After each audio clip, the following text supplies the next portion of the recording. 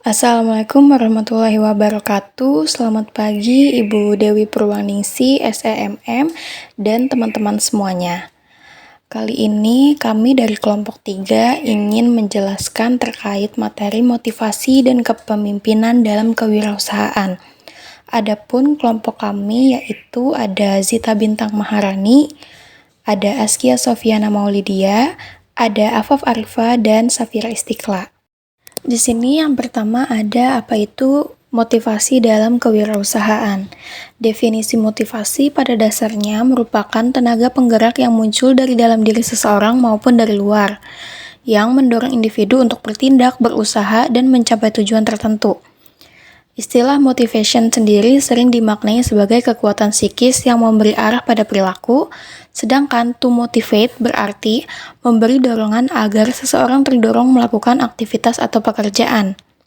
Dalam konteks manajemen, motivasi memiliki peran penting karena berfungsi sebagai cara untuk mengarahkan potensi, energi, dan kemampuan karyawan agar mau bekerja secara produktif dalam mewujudkan target organisasi. Sejalan dengan itu, tim Pustikara Unindra menegaskan bahwa motivasi adalah hasrat, minat, dan dorongan dalam diri individu untuk meraih cita-cita, harapan, maupun keinginan. Kehadiran motivasi menjadikan seseorang lebih bersemangat, tidak mudah menyerah ketika gagal, serta terdorong untuk berusaha maksimal demi hasil yang diharapkan. Berbagai ahli juga mengemukakan pandangannya mengenai motivasi.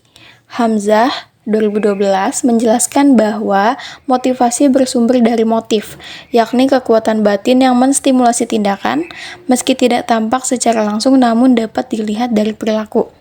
Sementara itu, Purwanto 2007 menekankan bahwa motivasi merupakan usaha sadar untuk memengaruhi perilaku seseorang agar terdorong melakukan tindakan guna mencapai tujuan tertentu.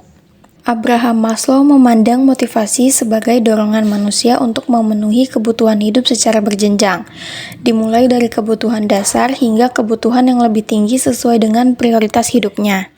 Kemudian, berdasarkan beberapa pengertian motivasi, dapat dipahami bahwa motivasi adalah unsur mendasar yang berperan sebagai sumber tenaga sekaligus arah bagi perilaku manusia.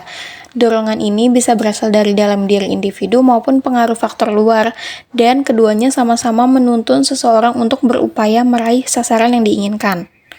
Lebih dari sekadar kekuatan psikis, motivasi menjadi penentu utama bagi munculnya semangat, konsistensi, serta keberanian individu untuk bangkit kembali setelah mengalami kegagalan. Dengan adanya motivasi, kemampuan yang dimiliki dapat digunakan secara maksimal, kerjasama dapat terjalin lebih efektif, dan tujuan hidup dapat dicapai secara bertahap sesuai prioritasnya. Selanjutnya, karakteristik motivasi. Menurut Fitria, dorongan belajar siswa dapat dikelompokkan menjadi 2 kategori, yaitu motivasi yang bersumber dari dalam diri, intrinsik, dan motivasi yang dipengaruhi faktor luar, ekstrinsik. Keduanya memiliki ciri khas masing-masing sebagai berikut. Yang pertama, ada motivasi intrinsik, merupakan dorongan belajar yang tumbuh dari kesadaran diri. Ciri-cirinya, yang A, tumbuhnya minat dan tekad untuk berprestasi. Yang B, dorongan internal untuk terus menuntut ilmu, seperti rajin mengerjakan tugas dan bertanggung jawab terhadap proses belajar. Yang C, adanya harapan serta tujuan jangka panjang, seperti meraih cita-cita, memperdalam pemahaman agama. Nah, yang kedua ada motivasi ekstrinsik, merupakan dorongan belajar yang dipengaruhi faktor luar. Ciri-cirinya, yang A, adanya penghargaan atau hadiah. Yang B, proses pembelajaran yang menyenangkan, misalnya menggunakan media visual, metode interaktif. Yang C, situasi belajar yang mendukung, seperti kelas yang nyaman, tertata rapi, dan guru yang ramah dan memberikan dukungan. Baik, selanjutnya di sini saya akan menjelaskan mengenai definisi kepemimpinan dalam kewirausahaan. Menurut Wajo Sumijo 2023 dalam tim Pustikara Unindra 2023, kepemimpinan adalah kemampuan seseorang untuk mempengaruhi orang lain dengan sengaja dalam situasi melalui proses komunikasi, guna mencapai suatu tujuan. Lalu, menurut Sutisna dalam Mulyasa 2008, kepemimpinan merupakan suatu proses mempengaruhi kegiatan seseorang atau kelompok dalam usaha menuju pencapaian tujuan dalam situasi tertentu. Jadi, kepemimpinan dalam kewirausahaan adalah kemampuan seseorang untuk mempengaruhi orang lain atau sekelompok orang ke arah tercapainya suatu tujuan organisasi yang telah disepakati bersama sebelumnya. Selanjutnya di sini menjelaskan mengenai karakteristik kepemimpinan. Di sini kami menjelaskan 7 karakteristik kepemimpinan. Yang pertama ada visioner, yaitu pemimpin yang memiliki visi jelas, mampu mengarahkan tim, memberikan stabilitas, dan menjaga fokus dalam mencapai tujuan bersama. Yang kedua ada motivator, di mana pemimpin mampu mendorong semangat kerja dengan memahami kebutuhan individu dan memberikan penghargaan, umpan balik, serta peluang pengembangan. Selanjutnya ada karakteristik strategis, di mana pemimpin tahu cara mencapai tujuan melalui perencanaan yang jelas, pengelolaan proyek yang efektif, dan antisipasi terhadap resiko. Lalu ada empati, yaitu pemimpin mampu memahami perasaan perspektif anggota tim, membangun kepercayaan, dan menciptakan lingkungan kerja yang suportif. Selanjutnya terdapat kreatif, di mana pemimpin menghasilkan ide dan solusi inovatif untuk menghadapi tantangan, serta membawa perusahaan ke arah yang lebih adaptif dan progresif. Lalu, peka terhadap keunikan tim. Pemimpin memahami karakter dan kebutuhan tiap tim untuk mengelola ekspektasi dan menyelaraskan kontribusi demi hasil yang optimal. Dan yang terakhir ada introspektif, di mana pemimpin sadar akan kelebihan dan kekurangan dirinya, serta terbuka untuk terus memperbaiki kualitas kepemimpinan. Dalam kepemimpinan ada berbagai gaya yang bisa diterapkan sesuai dengan kebutuhan organisasi. Pertama, terdapat tipe kepemimpinan otoriter atau autokratis, yang dimana dalam tipe ini, pemimpin dengan gaya otoriter biasanya melihat organisasi sebagai perpanjangan kepentingan pribadinya. Ia menempatkan bawahan itu hanya sebagai alat, selalu menolak kritik maupun saran, baik itu dari bawahannya ataupun dari teman rekan sejawatnya, serta lebih banyak bergantung pada wewenang formal untuk menggerakkan tim secara paksa.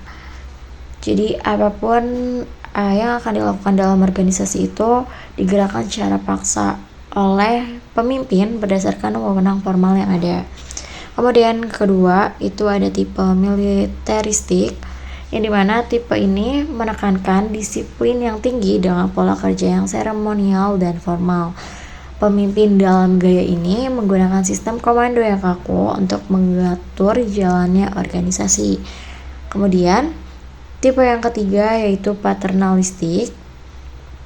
Dalam gaya paternalistik, pemimpin ini memandang bawahan sebagai pihak yang belum matang dan cenderung bersikap serba tahu. Akibatnya, banyak banget bawahan jarang mendapat kesempatan untuk berinisiatif, berkreasi, atau mengambil keputusan sendiri karena selalu dipimpin oleh pemimpinnya ini dan tidak ada ruang atau kesempatan untuk bawahannya ini untuk mencoba. Kemudian yang keempat itu terdapat tipe karismatik, yang dimana kepemimpinan karismatik ini muncul dari daya tarik luar biasa yang dimiliki seorang pemimpin. Ia biasanya bersikap berwibawa, menjadi teladan, bersikap objektif, dan seringkali dianggap memiliki keistimewaan tertentu yang membuat bawahan kagum serta patuh. Kemudian yang kelima terdapat tipe demokratis. Pemimpin demokratis cenderung terbuka terhadap masukan dan menghargai kritik maupun saran. Pemimpin di demokratis ini juga selalu mendorong partisipasi, memperkuat kerjasama, dan berusaha meningkatkan kapasitas kepemimpinan bersama timnya. Jadi bondingnya itu kayak akan terbentuk dalam tipe demokrasi ini, karena pemimpinnya sendiri itu selalu mendorong partisipasi sehingga akan terjadi kerjasama yang akan dilakukan secara terus-menerus antar tim. Kemudian tipe yang keenam itu ada liberal, yang dimana tipe ini memberikan kebebasan yang sangat luar biasa. Kemudian yang keenam terdapat tipe kepemimpinan liberal. Jadi kepemimpinan liberal ini memberikan kebebasan yang sangat luas kepada bawahannya tanpa banyak kendali. Dan di sini pemimpin lebih sering memberikan tanggung jawab atau membiarkan tanggung jawab sepenuhnya itu dipegang oleh anggota tim, sehingga pemimpin ini tuh kurang menjalankan fungsi pengawasan. Kemudian terdapat tipe-tipe kepemimpinan menurut Montefiore dan juga Hendriani. Pertama itu ada tipe laissez-faire atau kendali bebas. Jadi di dalam tipe ini pemimpin itu memberikan keleluasaan kepada anggota secara penuh untuk menentukan langkah kerja maupun keputusan. Nah, di sini pemimpin hanya memberikan pedoman umum, sementara proses teknis sepenuhnya itu ditentukan oleh bawahan, sehingga tanggung jawab terbesar itu ada pada bawahan. Kemudian yang kedua itu ada transformasional. Jadi kepemimpinan transformasional ini berfokus pada perubahan ke arah yang lebih baik.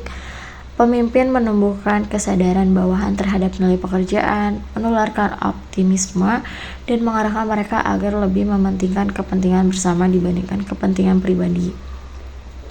Kemudian yang ketiga itu terdapat tipe kepemimpinan situasional. Jadi dalam gaya kepemimpinan situasional ini menekankan kemampuan pemimpin untuk menyesuaikan pendekatan dengan kondisi tim.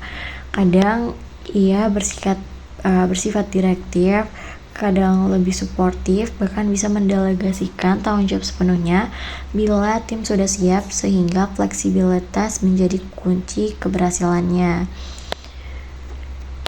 Selanjutnya itu terdapat tipe transaksional.